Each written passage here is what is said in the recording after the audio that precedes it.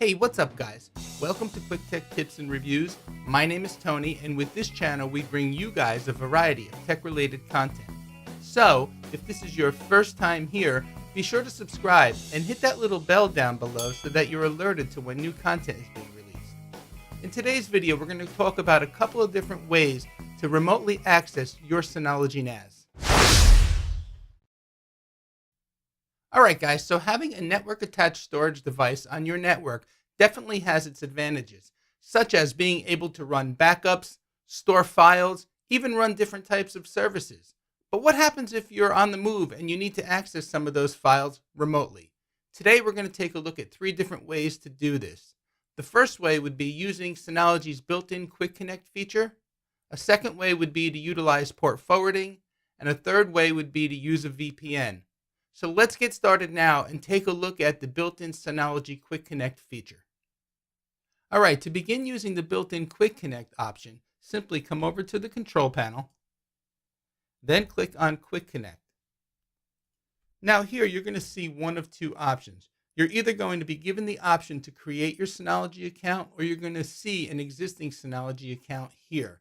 If you created your Synology account during the initial setup process of your NAS, it'll show up here. If you skip that step during the initial setup process, you can create it now. For me, all I have to do to take advantage of using the simple Quick Connect feature is to enable it by putting a check mark here. If you're creating your account now, you need to create a Quick Connect ID. Now, keep in mind, that uses only letters, numbers, and dashes, and it has to start with a letter.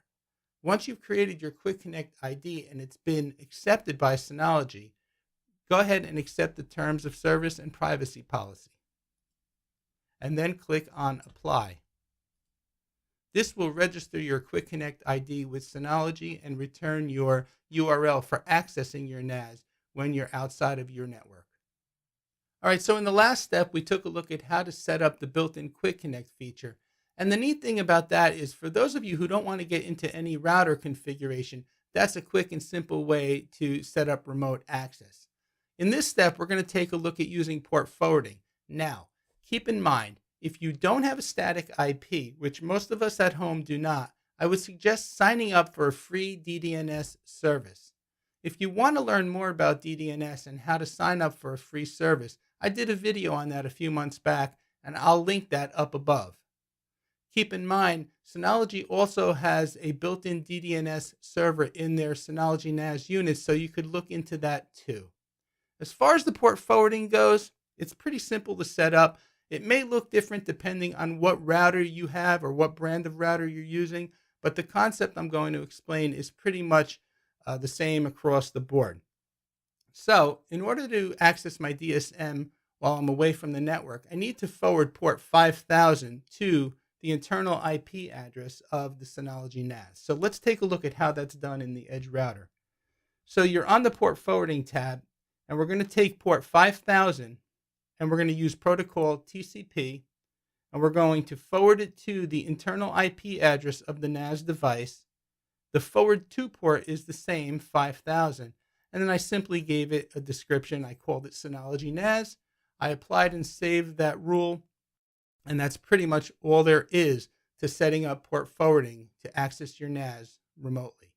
So the third and final way I'd like to discuss with you today on how to connect to your Synology NAS remotely is to use a VPN server. Now, I'm not going to show you how to create a VPN server in this video. I've already done that in a previous video called How to Create an L2TP over IPsec VPN Server on an Edge Router. I'll put a link to that video up above.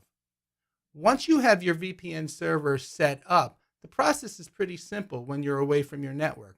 Simply connect to your VPN network and then access your Synology NAS using its internal IP address, just as you would if you were on your actual network itself.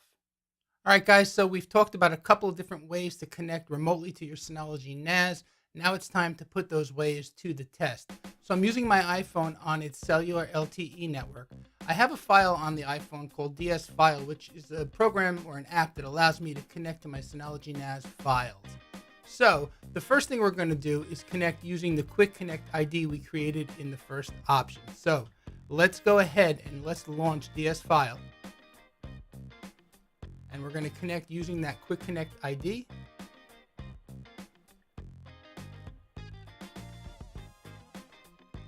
And you can see it made a successful connection to the NAS. And I'm going to browse my desktop now. And now I'm going to browse my documents, and there are all my files. Okay, so next, let's log out, and we'll connect using the port forwarding option as the second option. So we're going to use the free DDNS URL this time.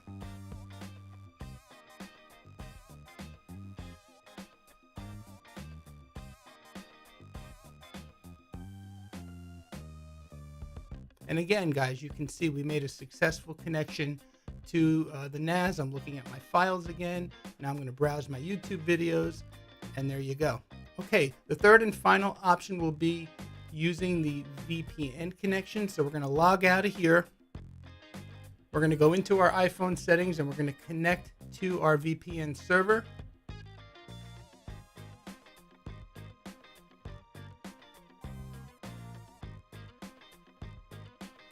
Once we have established the connection, we're going to go back to DS File and log in using the Synology NAS's internal IP address.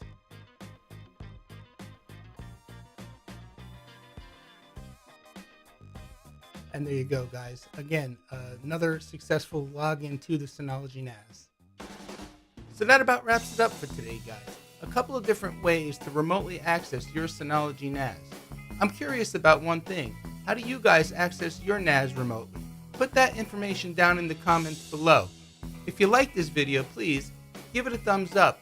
Be sure to check out some of my other videos up above. Please remember to subscribe, like, and share. And use those Amazon affiliate links. They don't change your price, but they do help out the channel. My name is Tony with Quick Tech Solutions. Thank you for watching. See you next time.